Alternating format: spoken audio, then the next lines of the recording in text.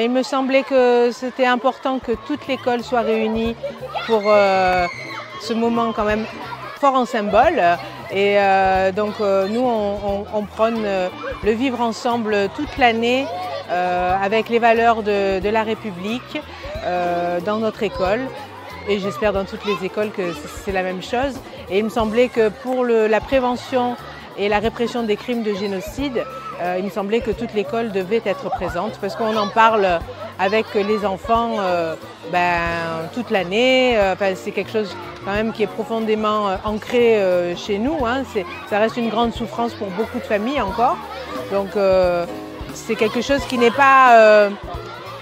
c'est pas nouveau pour nous, malheureusement, voilà. On a l'habitude d'en parler, mais il me semblait que pour une touche un peu plus pour l'espoir, que justement on puisse un jour avoir notre crime du génocide reconnu. Voilà, cette plantation, elle est quand même symbolique, elle est là pour ça, pour nous donner toujours de l'espoir, toujours du courage pour aller de l'avant et réclamer la reconnaissance du génocide des Arméniens par le gouvernement turc.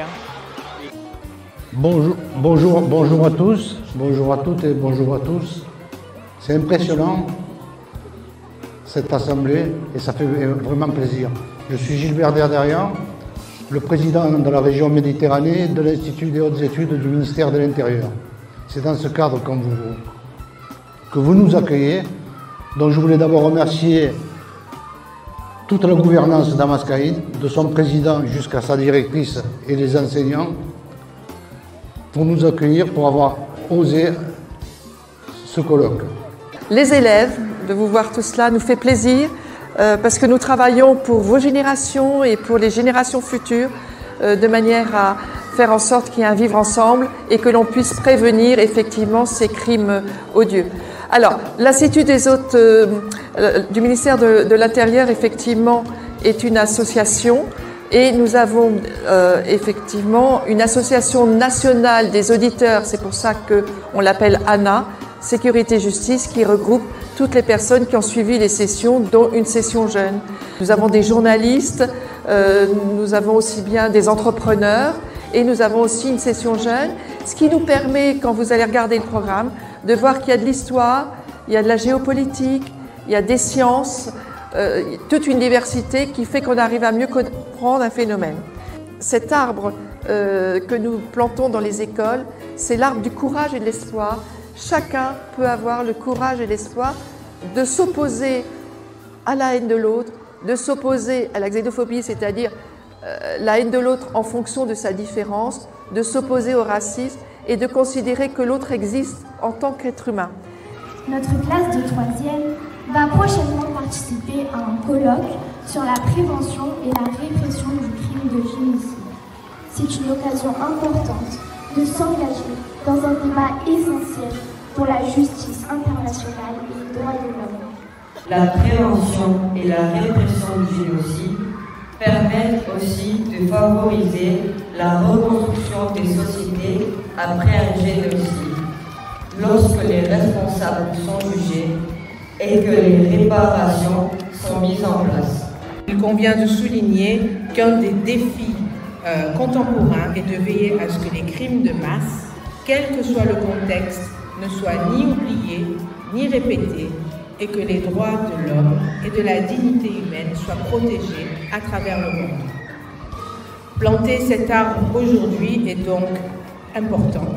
Et nous remercions Madame Paul Nathan, Monsieur Gilbert Derderian et Madame Émilie Fouché de nous offrir ce ginkgo biloba, symbole de paix et d'espoir.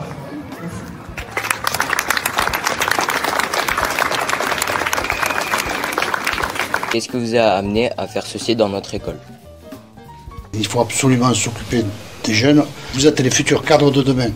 Garçons ou filles, vous êtes les futurs cadres de demain. Si on arrive, au lieu d'avoir peur de la jeunesse, ou montrer la jeunesse du doigt en disant ils sont pas bons, ils sont pas assez forts, ils sont pas assez ferrés, ils ont du mal à travailler, ils ont du mal à obéir. Donc moi les jeunes qui sont autour de moi, j'en fais mes alliés. C'est notre force de demain. Donc, à nous de les faire travailler, à nous de les motiver, à nous de leur donner envie d'être beaucoup plus pointus, précis et d'aller dans le détail. Je trouve que vous êtes l'avenir de notre pays et on ne s'occupe pas assez. Ah, moi, comme je dis, j'ai fini ma vie, enfin, j'ai pas fini ma vie, mais elle est faite, elle est construite et autres. Mais je trouve que l'espoir est en vous et je dis toujours les droits de l'enfant dans notre pays, il n'y a pas longtemps qu'il y a eu des droits de l'enfant et ne sont pas assez protégés. J'avais confiance en Mascaïne et ma confiance est bien confirmée. Donc ça a été très très positif, que ce soit la réunion de tous les élèves de l'école dans la cour autour de l'arbre lorsqu'on l'a planté. Et puis les échanges qu'il y a eu en classe étaient également très positifs. Et ça me laisse surtout augurer pour le 9 décembre un colloque très animé, participatif, avec des jeunes de classe de 3e. Et ça, je crois que c'est le plus important. Et je crois qu'ils ont été réceptifs. L'histoire du colibri et de l'éléphant, c'est très très positif. J'ai approché la loi de Pareto, la loi des 80-20, en leur expliquant, c'était également très positif. Je crois que les messages sont bien passés.